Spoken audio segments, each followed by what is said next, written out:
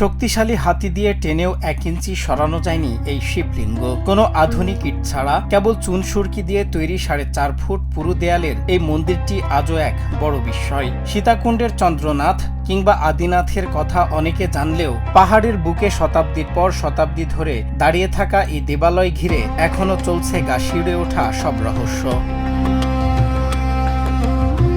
এই মন্দিরকে ঘিরে স্থানীয়দের মুখে শোনা যায় অলৌকিক ইতিহাস। জনশ্রুতি আছে, এক কৃষকের গাভী প্রতিদিন একটি নির্দিষ্ট জায়গায় গিয়ে নিজে থেকেই দুধ ঝরিয়ে দিত। বিষয়টি দেখে মালিক সেখানে মাটি খুঁড়তেই বিকট শব্দে আবিষ্কৃত হয় এই শিবলিঙ্গ। আঘাত লাগায় সেখান থেকে নাকি রক্ত বের হয়েছিল। পরে স্বপ্নে পাওয়া নির্দেশনায় নির্মিত এই মন্দির একসময় গভীর রাতে রহস্যময় ঘণ্টাধ্বনিতে কেঁপে উঠত। এখানে কাঞ্চননগর লালাতুলি চাঁদ বাবু নামের একজন মহাসাধক ছিল। ওনার গাভীতে এসে প্রতিনিয়ত দুধ দিত। একদিন গাভীর পিছনে পিছনে উনি আসলো, ঠিক গাভী এখানে এসে যখন দুধ দিয়ে বাইর হয়ে যাচ্ছে, এখানে এসে যে ওই সাধকটা দেখতে পেলো দুধের ছানা ভরে গেছে, কতটুকু জায়গায় ভিজে গেছে। তবে এই মন্দিরের সবচেয়ে বড় বিষয় লুকিয়ে আছে এর সামাজিক বাস্তবতায়। চট্টগ্রামের ফটিকছড়ি উপজেলার কাঞ্চননগরের যে ওয়ার্ডে এই কাঞ্চনাথ মন্দিরটি অবস্থিত, সেখানে এখন কোনো হিন্দু পরিবারের বসবাস নেই। জনমানববিহীন এই নিঝুম পাহাড়ে একসময় শিবলিঙ্গটি অন্যত্র সরিয়ে নেওয়ার জন্য হাতি আনা হলেও অলৌকিকভাবে সে চেষ্টা ব্যর্থ হয়। পরে স্বপ্নের মাধ্যমে জানা যায় এই স্থানটি শিবের নির্ধারিত আসন।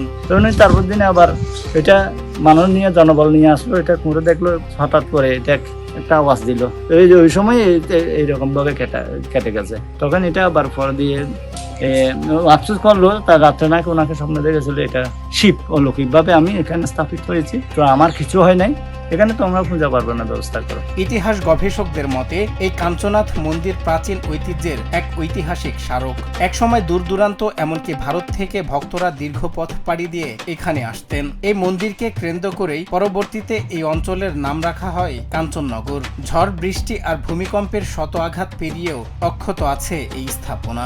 আর কোনো সনাতন পরিবার না থাকলেও শত বছর ধরে এখানে নিয়মিত চলছে পূজা অর্চনা। না, এটা আমার ধারণা, তো আমরা অনেক ছোটকাল থেকে দেখতেছি এবং আমার বাবারও বলতেছে আমরা অনেক ছোটকাল থেকে এটা দেখতেছি। তবে এটার অনেক ইতিহাস আছে, তবে ইতিহাসের মানুষ সঠিকভাবে কিছু দিতেছে না বা বলতে পারতেছে না। মানুষগুলো নাই হারিয়ে গেছে, মারা গেছে, বাইরে চলে গেছে, ইন্ডিয়া চলে গেছে, ওই জন্য তথ্যগুলো পাতে একটু দেরি হইতেছে।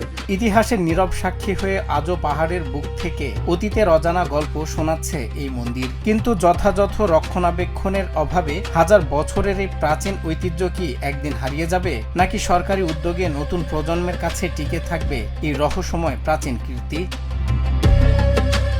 সজল বিশ্বাস, নিউজ ডেস্ক, বাংলা টিভি।